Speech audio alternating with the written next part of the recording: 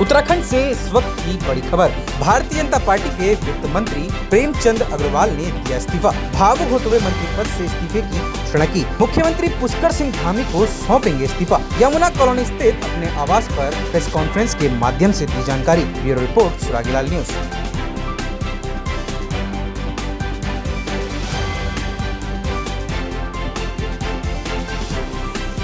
वो एक वैन में कहीं से आ रहे थे तो मैंने कहा अभी तुम कहाँ जा रहे हो? ऋषिकेश जा रहे हो।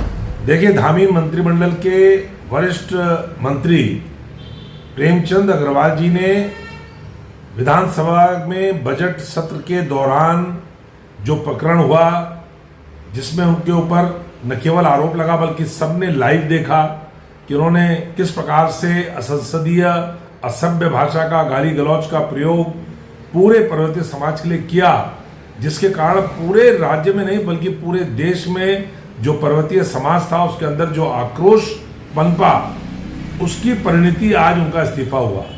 लेकिन मुझे दुख इस बात का है कि आज भी वो ये कह रहे हैं कि मेरी बात को तोड़ मरोड़ करके पेश किया गया। अरे भैया, एक बात आपके मुंह से अगर निकल भी गई तो आप उसके लिए क्षमा याचना कर लें, और क्षमा याचना करने के बाद आपने त्यागपत्र दे दिया। अब आपकी पार्टी को तय करना है, क्योंकि आपकी पार्टी ने तो ऑफिशियली अभी तक उस वक्तव्य में, जो वक्तव्य आपने विधानसभा के अंदर दिया, उस पर न तो कोई स्टैंड लिया, न कोई स्पष्ट रूप से उसकी निंदा करी।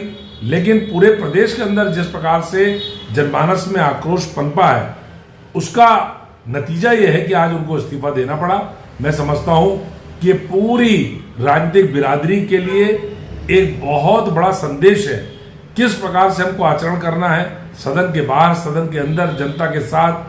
जो मतदाता हैं, जो जनता है, जो हमारी जनार्दन है, उसके प्रति हमारा क्या रुख होना चाहिए और कैसी भाषा हमको प्रयोग करनी चाहिए, ये बहुत बड़ा। मंत्री प्रेमचंद अग्रवाल के इस्तीफे को मैं उत्तराखंड की जीत, उत्तराखंडियत की जीत के रूप में देखती हूं, और कहना चाहती हूं बहुत देर कर दी मेहरबा आते आते।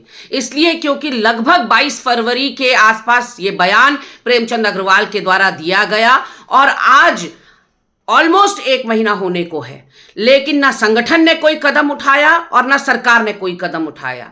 यदि तत्काल रूप से प्रेमचंद अग्रवाल को उनके पद से बर्खास्त कर दिया जाता, यदि भाजपा की सदस्यता से उनको निष्कासित कर दिया जाता, तो जो घाव पहाड़वासियों के दिलों में उन्होंने दिया अपनी बदजुबानी से, अपने बड़बोलेपन से, अपनी बदतमीजियों से, उस पर शायद कुछ हद तक मलहम लग पाता। लेकिन यहां न सरकार ने कुछ किया और न संगठन ने कोई एक्शन लिया, और धीरे धीरे लोगों का आक्रोश बढ़ता चला गया।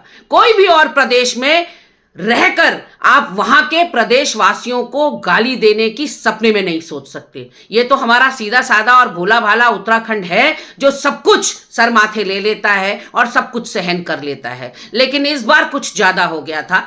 कुछ भी एक्सक्यूजेस प्रेमचंद अग्रवाल जी दे दें कि उनका क्या योगदान, क्या बलिदान उत्तराखंड के लिए रहा है, वो सब एक तरफ है। लेकिन जो आपने विधानसभा के अंदर पहाड़वासियों को गाली दी, वो कतई नाकाबिले बर्दाश्त थी और वो माफी योग्य थी भी नहीं। आपसे गलती हुई और आपने आज इस्तीफा दे दिया। निश्चित रूप से मुझे लगता है कि ये पहाड़ के स्वाभिमान की जीत है। और आपके बड़बोलेपन के बाद जिस तरह से महेंद्र भट्ट का बयान आता है, फिर सुबोध उनियाल का बयान आता है, रितु खंडूरी जी के एक स्पीकर के रूप में जो क्रियाकलाप हैं वो सामने आते हैं पटल पर, तो कहीं ना कहीं जो पहाड़वासियों का गुस्सा था वो लगातार बढ़ते चला जा रहा था। चलिए 20-25 दिन बाद ही सही, लेकिन आपने इस्तीफा देकर एक सही कदम उठाया, क्योंकि उत्तराखंड जैसे शांति प्रिय प्रदेश में, 4 धामों के प्रदेश में, तपोभूमि, वीरों की भूमि में गालीबाजों की कहीं कोई जगह नहीं होनी।